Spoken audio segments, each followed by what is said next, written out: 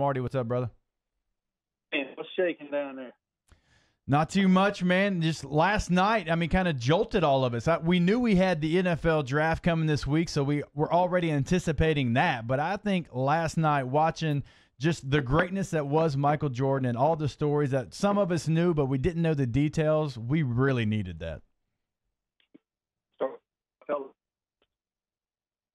Is there must-watch television like that? And to your point, all of us have been binge-watching things like Ozark and Tiger King. And so to have the opportunity to sit and watch the greatest ever and be reminded of his excellence, he was so transcendent and made basketball so much more of a global phenomenon than it had been previously. To see the way that the French responded when the Bulls went to Paris was telling to me. To see Bob Knight, who was not very quick to dole out a bunch of compliments, say that Michael was the greatest he'd ever seen before he ever played an NBA game was very telling to me. So I did learn a lot, and I fancy myself as somebody who knows a little bit about Michael. I mean, you could see probably from social media yesterday that a lot of people my age, I turned 44 last week, don't make fun of me. Hester, you are a child. Hey, 35 years old, so less than a decade. For those of us who are a bit older than you, he was not only a hero, but I mean, we idolized him in so many different ways, from wearing armbands on our elbow rather than our wrist the way he did, to wearing baggier shorts the way he did. I got my first pair of J's in 8th grade with money I made throwing hay bales, and I would not wear them to school. I carried them to school and put them on when I got there because I did not want a trace of dirt on them. Wash them every day, and I still do that for the record. But just that was as good as it gets, and I am very much looking forward to what we're going to get next Sunday night, fellas, because my hatred of Bill Laimbeer and Isaiah Thomas, Joe Dumars and Benny the Microwave Johnson and John Sally and John Edwards and all of them was, I've never disliked an athletic union as badly as I hated the 80s Bad Boy Pistons. I think a lot of people felt that way, and when you go back and you watch exactly how they played against the Bulls and some of those highlights that they had teasing the next episodes, I think a lot more people will agree. But real quick, I want to ask you this because of the things you said about Michael Jordan. How many athletes do you think could grab the nation's attention like Michael did last night? He hasn't played basketball in a very long time, 17 seasons. Now, I know he's got the shoes and everything, but Tiger Woods and Michael Jordan, is that the list of people that can tune in doesn't matter what time you were born, right? You could be born anytime, 1980s, 90s, 2000s, whatever. Everybody was locked in last night. I think there's a very distinct reason why they're still mysterious, even in the social media age. The beauty of, and the reason that Michael was like this mythical figure back then was because we got to see the games. I remember when, like, NBA Inside Stuff with Ahmad Rashad and I think Hannah Storm, my colleague, was on there, I think. When those games, or when those shows started to come out, I couldn't consume them more voraciously. And because, like, we got to see them play the game, there wasn't all of this extraneous, all these avenues for content consumption that we have today. And so it makes what we're seeing all the more captivating. And even in the social media age with Tiger, he's still just not out there very much. You don't see a whole lot of first-person selfies and, like, time spent on Instagram Live and putting out all this personal content. What Tiger puts out is very strategic. And so I do agree with that, but I will tell you, like, I almost yearn for those days now that we don't have as much saturation. Right. There's something beautiful about that mythology. Marty, having lived through this the first time, watching it back last night, at what moments did you say, I didn't know that? That fact was never brought to light back then. This is new information to me. What points last night? I knew Michael was tough in practice, but it was fun to watch it. We've always lauded Kobe for how he pushed his teammates. And again, guys, it goes back to that visual. We've seen it. We've seen people who've captured Kobe light up his teammates and demand of them that they just wring every damn last ounce of ability and passion out of themselves so that the team has the opportunity to be the best version of itself. That last night was the first time I got to see that from Michael. Him cussing Ron Harper, him cussing Poor Ron Harper. Tony Kukoc got it too. Yeah, and it was just I enjoy that stuff. And people ask me all the time, guys. I've been very blessed in my career to sit across from many of the most accomplished sporting icons of our time. I've been so fortunate for that. I've never had the opportunity to sit across from Michael, and he knows how badly I want to. I mean, he's the guy, man. And, I've been around him before and been in his presence before, and I'm telling you, it's something, dude. There's an aura around him, man. There's like a force field around that guy. Something I really kind of forgot was just how much, the Phil Jackson situation was almost a distraction that year. And we talked about it earlier in the show, Marty. Can you imagine in this day and age of social media if a GM would have come out and said the things like that against Phil Jackson now? Like, hey, this is the last year he's coaching. I know that we've won 2 in a row. We're going for our 3rd. We've won 5 titles, but this is it. This is the last dance. We're not doing it anymore. It'd be like Belichick now, right? It'd be like the Patriots coming out and saying that we're moving on from him. This is the last year. It's just too toxic. Oh, did we lose Marty there? All right, we lost Marty. He dropped there. But, I mean, I'll ask you the same question, Annie. It's Phil, okay? Because that happened to Phil the second time, really, with the Lakers. It happened to Phil again with the Knicks. Phil Jackson is maybe the most accomplished basketball coach in the history of the game at the professional level. And it got to a point where he couldn't get along with the owner. I mean, the owner wants to win, right? Because the more he wins, the more money he's going to make. And they got so sideways that they said, I don't care if you win them all, you got to go. Yep. And pretty much the same thing happened to him in Los Angeles, although it was different because he was dating it was his girlfriend girlfriend basically owned the team at that point. So, and hey, you got to go. And then with the Knicks, now he was a front office executive at that point. He was no longer the coach, and he was sort of mailing that one in. So that's a little bit different, but not sort of. I'm a Knicks fan. It was hot garbage. But. Yeah. Phil's not the easiest person to get along with.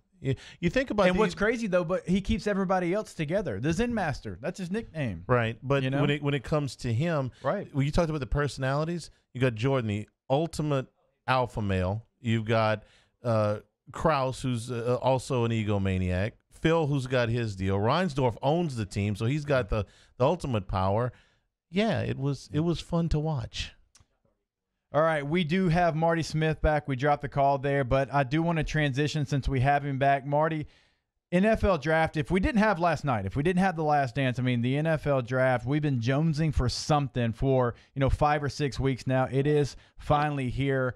I do feel like this year, like we're going to be locked into every single pick. Like we're going to be geeked up about the 6th round, or we're going to be geeked up about Mr. Irrelevant more than ever before. I can't wait, man. It's going to be fun to see our guy Burrow. By the way, I probably just talked for like 3 straight minutes to myself. Lainey really enjoyed that analysis of The Last Dance, but she was my only audience. But I bet it was fantastic.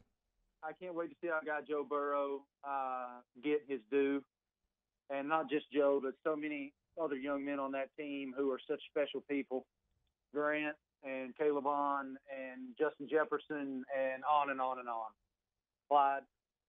It's going to be fun to watch those guys have that moment, and not just them, but guys that I've gotten to know really well on other teams. Yeah, and that's something real quick. Didn't mean to cut you off there, but I wanted to ask a question about that point because you do cover college football because you're around the biggest teams. You cover the biggest games. And so you've covered a bunch of guys that are going to get their name called on Thursday, much less Friday and Saturday. How fulfilling is that for you and the chance that you get to sit down with these guys and go in depth with them, not just a quick conversation, but you really learn about their life and what it means for them to get to that next level? I care about them, and I mean that. I'm not being trite or trying to be cool or anything like that, but I care about them. And, you know, like if you take Deshaun Watson, for example, I'm so proud of him. I want to see him have an amazing life, and I want to see him succeed in every way. And I feel that way about so many of these young men in this year's draft too. I feel that way about a lot of kids on LSU's team. I feel that way about a lot of young men on Alabama's team and Clemson's team, and a few of them on Ohio State's team that I've gotten to know. I say all the time, Hester, that I think the most underreported part of college football, and this is my fault and your fault and all of our fault, is the quality of the young men playing the game. We don't focus enough on what great people they are. I have gotten to know not only Grant Delpit, but Grant Delpit's mom, dad, grandmother. His grandmother's awesome. And so I can't wait to hear his name called very early on day one and see them as a family achieve that dream because he's such a good person. Yep. And, yes, I do. I take it very seriously, and I feel so blessed to have that amazing opportunity. Marty, disinformation is one of the hallmarks of every draft coming into it. There's always disinformation going out there. But starting with Mel Kiper's latest mock draft last week, there is sort of this perception out there that Tua Tagovailoa is dropping just a little bit. Do you think that is real, or do you think that is disinformation? I don't know why it would be real unless they know something about his health that we don't. Look, dude, that guy's a generational passer. Sorry. As great as some of the guys we've seen come through are, very rarely do you see somebody throw it with that accuracy and that velocity. And it's funny, I was talking the day he did his press conference that he said he was going pro, I mentioned that very rarely do you see somebody with a cannon like that has that kind of accuracy. And, of course, all the armchair quarterbacks come back, he has a weak arm. Well, if we weren't on a family show, I would cuss in my response to that. He can spin it, Jack. And if a team is willing to give time to make sure that he is fully healthy, I don't know where he is, man. I don't know what level of accuracy and whatnot all that information is. But I know this.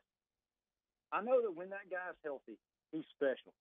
And, you go back to the game against LSU. That was a phenomenal football game. That dude was playing on one leg, man.